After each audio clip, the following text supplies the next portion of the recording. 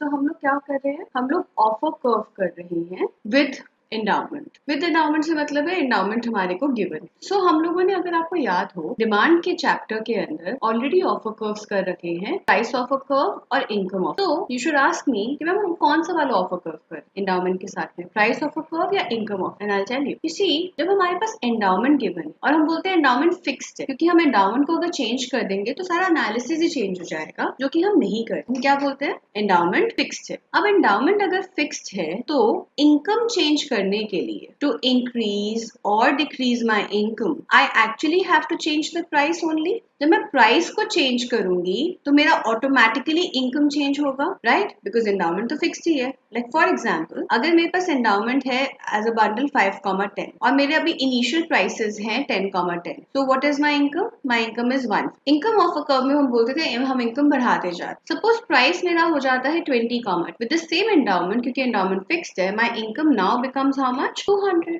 So income change करने के लिए हमारे को क्या करना पड़ा? प्राइसेस चेंज करने। सो इन endowment chapter we don't call it price of a curve और income of, हम ये नहीं बोलते हैं। हम क्या बोलते हैं इसको? we call them offer curve, we call them offer curve। ठीक है, offer curve endowment का मतलब price of a curve भी बोल सकते हो, income of a curve भी बोल सकते हो, कि दोनों जो हैं वो सेम ही चीज है, because दोनों move in the same direction। if prices are increasing, income is increasing, if prices are falling, income will also fall। so let's see how offer curve is made। let's suppose this is my endowment, I have budget line AB. My price of good one falls. I know my budget line is going to shift to A1, B1. Price of good one further falls. We move from A1, B1 to A2, B2। हम ये बोलते हैं कि हम multiple prices study कर रहे हैं। AB पे हमारा इक्विलिब्रियम कहीं पे भी हो सकता है। It might just be at E0. A1, B1 पे it might just be at E, let me call it E1, might be at E2, and A2, B2 पे it might be something like a E3। So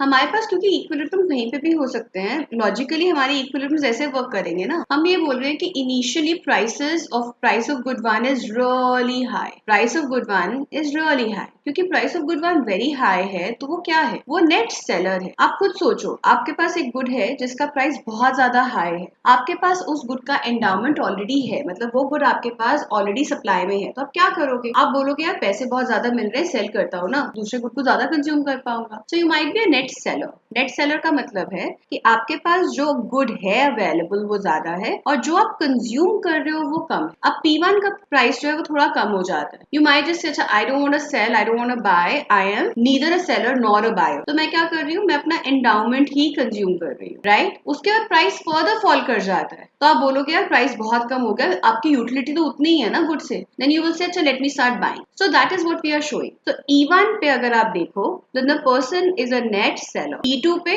he is neither a seller nor a buyer, neither a seller nor a buyer। और E3 पे he becomes a net buyer। How does he become a net buyer? क्योंकि उसके पास जो उसको good consume करना है वो उसके एंडाउमेंट से बहुत ज्यादा है। तो ऑफर कर्व के अंदर हम क्या करते हैं? ऑफर कर्व के अंदर हम सारे इक्विलिब्रियम पॉइंट्स को ज्वाइन कर देते हैं। So I join all the equilibrium points together, I get a curve like this. This curve is called the offer curve. It's actually the shape of this curve is similar to IC।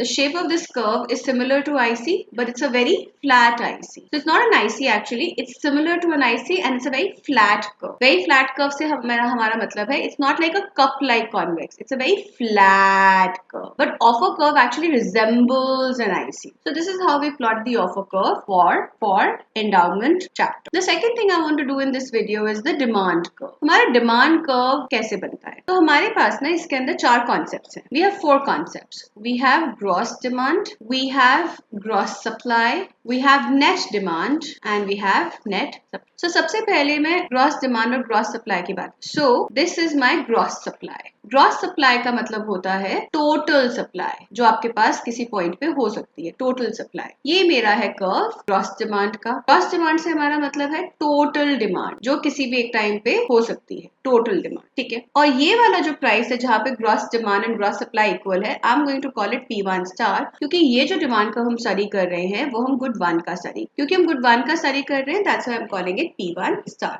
Now what is happening at P1 star? At P1 star gross supply is equal to gross demand। At P1 star, gross supply is equal to gross demand, which is why there is no buy और sell. आपको जितना good चाहिए उतना ही good आपके पास है। आप P1 star पे इस डिमांड कर्व के हिसाब से इतना कंज्यूम करना चाहते हो, आप P1 स्टार पे आपके पास इतना ही एंडाउमेंट है। So at P1 star my endowment is equal to my consumption, which means there is no net supply और नेट डिमांड, क्योंकि उसको खरीदने की भी जरूरत नहीं है, उसको बेचने की भी जरूरत नहीं है। जितना उसका पास गुड है एज एन एंडाउमेंट, उतना ही वो कंज्यूम कर रहा है। But what happens at all the prices below P1 star? P1 star से अगर प्राइस कम हो जाता है तो क्या होता? अगर आप किसी भी और प्राइस पे जाओगे, आपके पास नेट डिमांड आनी शुरू हो जाती है। आपके पास ये सप्लाई है, ये इतना अमाउंट आपके पास एंडाउमेंट है, इतना आप कंज्यूम करना चाहते हो, बाकी आप खरीदोगे ना मार्केट से, और प्राइस जितना कम होता जाएगा उतने आपकी नेट डिमांड बढ़ती जाएगी। सो मेरा जो डिमांड कर्व है,